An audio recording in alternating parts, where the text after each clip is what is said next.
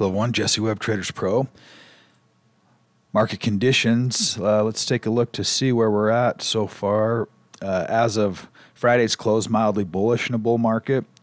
Let's just have a little bit of a review here on what we've been talking about for the last few weeks. In terms of the top-down approach, which is what we use, top-down approach being what is the overall market doing, what's the overall direction of the market. We've been focusing on this crossover, which has taken us back into a bullish uptrend. As we've been watching this over the last few months, it started out all the way down here at this -20 level. And you can see that we've just slowly been chugging along this direction. It hasn't been very pretty. It hasn't been smooth. It's been extremely choppy and volatile.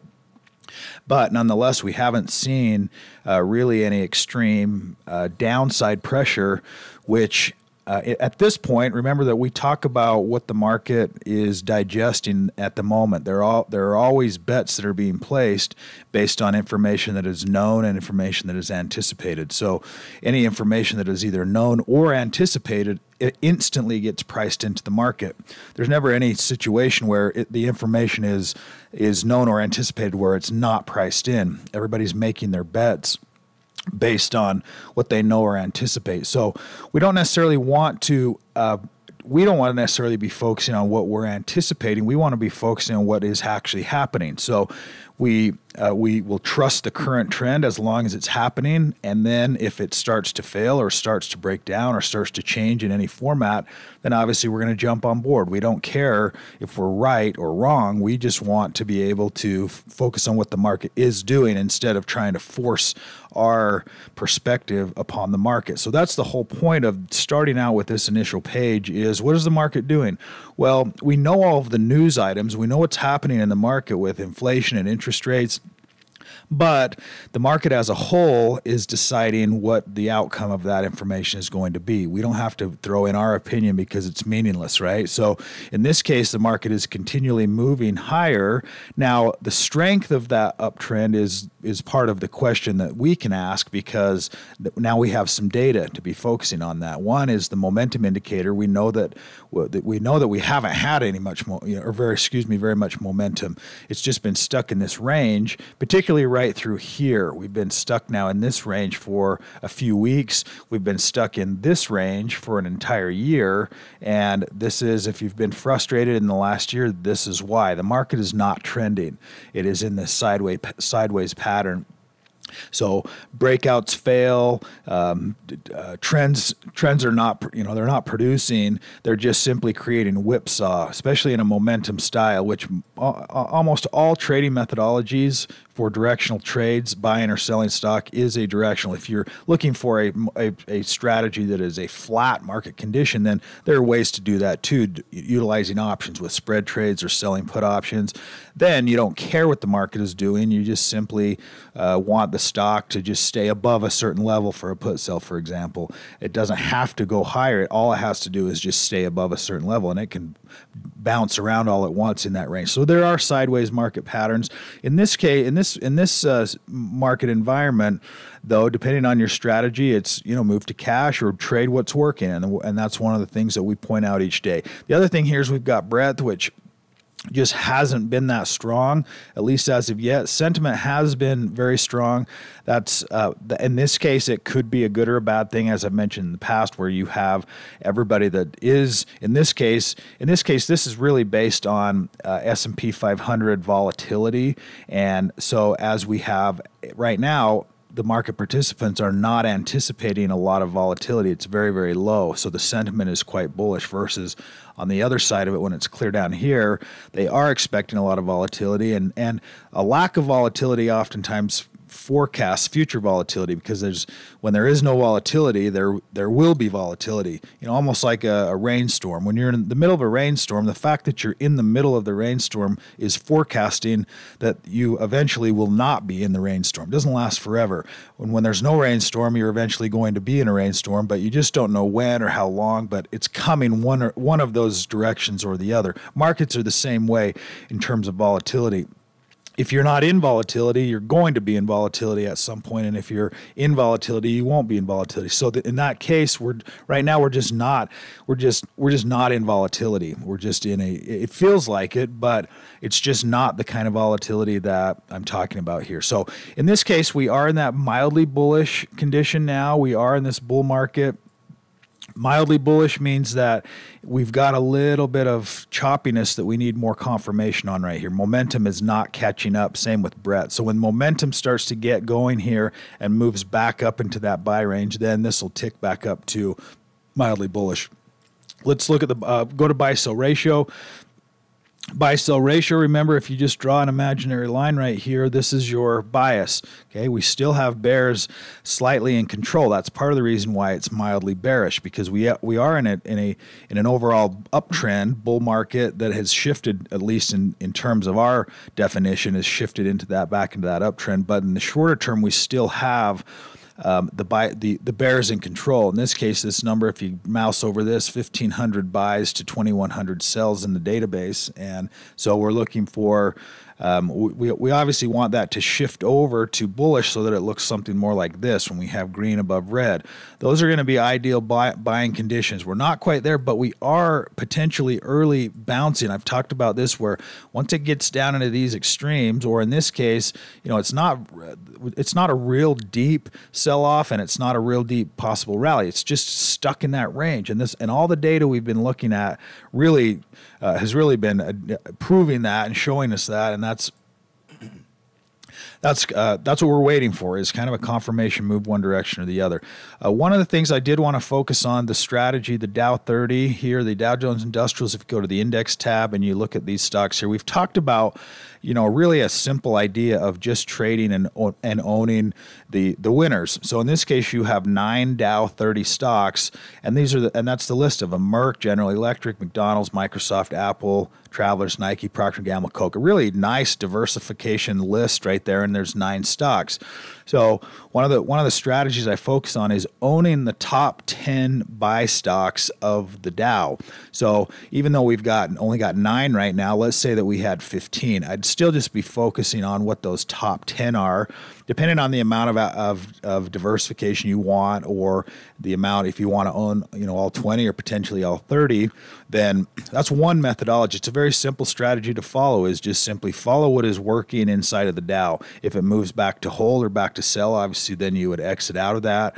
These market conditions are creating a lot of whipsaw, so we're getting stocks that are moving back from buy to hold, and some all the way back to sell. But keep your eye on that. It's a quick way to scan. It's a quick way to look and see, well, which Dow stock should I be focusing on? And you can use that same method for any of these indices. If it were S&P 100, NASDAQ 100, of the NASDAQ 100, those top 25 names, you can go in and look at those. What are the leading stocks? You've got NVIDIA, Intuitive Surgical. You've got quite a few names. Microsoft and Apple are in the upper end of that range. But again, it's a top list of what is working in that overall index, and that's part of the value of this software tool, is to be able to just quickly glance through things and say, all right, I can see that this index and these indices, these are the ones I'm interested in. Obviously, you would like to see more stocks on this upside. That's a market confirmation type of move, where if you have a bunch of sells and you've got 3 buys, and you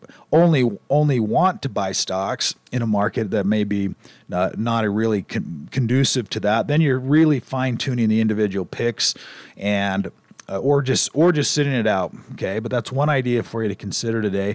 Let's take a look at the muscle stocks group. Now this is a little bit more of a high flying group. You're getting small cap, mid cap. You're getting everything in here. And you're getting all of the industries and sectors. Biomed and medical stocks, we've been talking about those a lot, and they're moving and they're continuing to move, and we're getting a few new buy signals in here as well. Let me just refresh this. So I've got my current list, and we'll move back into buys. ETMB, not a fantastic pattern. It is squeezing here, meaning it's getting, it's kind of tightening into this, wedge type pattern, this pennant type pattern, and potentially looking for a breakout. Let's see if there's anything better here. The next one here, ALDX, another medical stock, a little smoother, potential breakout, running into some resistance right there. CBay, this has been a real consistent stock, moving higher all year, down from the $3-4 range. Keep an eye on that one. Once you find, a handful of stocks that just continue to work, and maybe they travel up and then they move back down into that hold, and then they continue to move, keep those in the watch list. Those are the ones you want to keep an eye on going forward. AAON, construction stock, a breakout pattern here. That's a good solid breakout. We've talked about this. Most breakouts on a big move, this is not huge. We've seen 13, 14, 15, 20%. It notches us clear up into this extreme. So ideally you wait for that to move back a day or two. But in case of a breakout, sometimes that can continue and give you another day. They're definitely worth keeping an eye on, especially a breakout in momentum in a leading stock, which is what this is. It's one to consider and keep your eye on today. APLS, a similar breakout, bumped it up here. Again, those are not ideal because we don't want it to move into extreme immediately on that new buy signal. So that's, we either stick in a watch list and wait for it to pull back, or we just move on. ATXS, I think, round out the top. There are some other nice looking stocks though in this group that have a little bit cleaner pattern. This is one of them, AXSM, where you have, instead of it, now you have a buy signal. It's gone from hold back to buy, but it's still relatively early in this buy profile. It's moving this direction, and it's just now notched over from this hold. You can see it's yellow there for a day, back up into buy after an uptrend and then a long consolidation. This long consolidation is a clue that there's not selling pressure because you had a bunch of buying and then it just did nothing right here. So there's really, that's the whole point of recognizing one of these counter trend type moves or consolidation type moves is it typically, once it starts to move again, will move the direction of the prior trend. So nice looking setup here on AXSM. And there were a few others. Rocket, no, this one wasn't one of them. FTI, there were some other oil stocks that are starting to come in. Keep an eye on oil this week because you're getting some confirmation bars on these on some of the new buy lists. Here's a little bit cleaner biotech pattern. And by clean, I mean it's just not as jumpy. It's just not, back here it was, but within this overall uptrend, it's a little bit smoother. So now we're right here again. Notching back up. Stop loss can go at the low, below the most recent hold, and then you wait and see. You don't have any control, don't have any power over that. All you have power over is where you're getting in and where your stop loss is and how much you're actually investing. From there, then it's just market conditions. It's market trends. You can pray, you can hope, you can do whatever you want at that point, but there's no sense spending any mental energy. Once you've identified the setup, you've made the transaction, and then you've set up your stop loss, and you know how you're going to exit as well, then it's just a waiting game from there. And that mentally, that's a better way to approach it instead of getting mad at the stock or getting mad at the market or frustrated, or even yourself saying, why am I losing? Why am I winning? I take too big a risk. My position size is too big. Okay, if your position size is too big, if you're thinking about your trades while they're open, then your position size is too big. It should be a situation where you're not even thinking about it because you know where, if you get stopped out, what that looks like, how much money is on the line. Here's a nice little oil stock as well, TGS, a breakout pattern, and coming out of consolidation and also entering into that, a little deeper into that buy zone, but it is still sitting right there. So this is part of the practice that you can go through each morning, is finding what your market bias is. What's the overall market doing? Where's my shorter term bias? Slightly bearish. We already kind of know that based on mildly bearish in a bull market. Well, what does that mean? That means that we're going to be looking for trading with a neutral or bullish bias going long. We're looking to buy the dips in these situations or add into stocks that are leading as the market is moving, just like some of those leading stocks we looked at. You could take the leading stocks out of the indice directly here, which ones are working, or you can go here to the muscle stocks group. I've mentioned this before, to have the muscle stocks are the strongest stocks in the group, and they all have buy signals, not new buy signals, but they have buy signals like CABA. We talked about that one as it was breaking out here, from green, and now now it's in the range where we're going to be looking to either continue that trend or taking profits or trailing a stop loss. But the area to be initially be watching is as it's starting out right here now. What you've got is you've got a really strong stock that's moving higher, but it's extreme. So you want to wait for it ideally to pull back into that buy zone. So if you're looking to add into stocks that don't necessarily have a new buy signal, but they are the strongest stocks, and this is your group. You can also go in. I create a scan in here, so I've got a screen that's got high rank new buys. So these are my highest rank. I think I've got it set at 95 or better, and then it's a new buy. So I can go in and I can just glance at that each morning and say, yes, I've got some new buys in here. Which ones are meeting the other criteria that I want to have? And that's the value of the screener here, is I can set up additional settings so that I look for, okay, I only want, in this case, I've got, this one here, this 2020 hold to buy is a scan that looks for stocks that have everything, all of the fundamentals are above 20, ROE above 20, annual EPS above 20, last quarter EPS above 20, and then the most recent sales growth above 20. So fundamentally, this is a fantastic company. It's growing. The last quarter EPS 175. Anything above 20, that's signs that the company's clicking. It's working. They're profitable. They've got things figured out, and the trend is now also confirming additionally. So you can fine tune the stocks by saying, I know what I'm looking for as far as entry, but maybe I want a little bit more. Maybe I want a company that looks more like this instead of all of these, biotechs that have no profits, or tech stocks that really they're more speculative type stocks.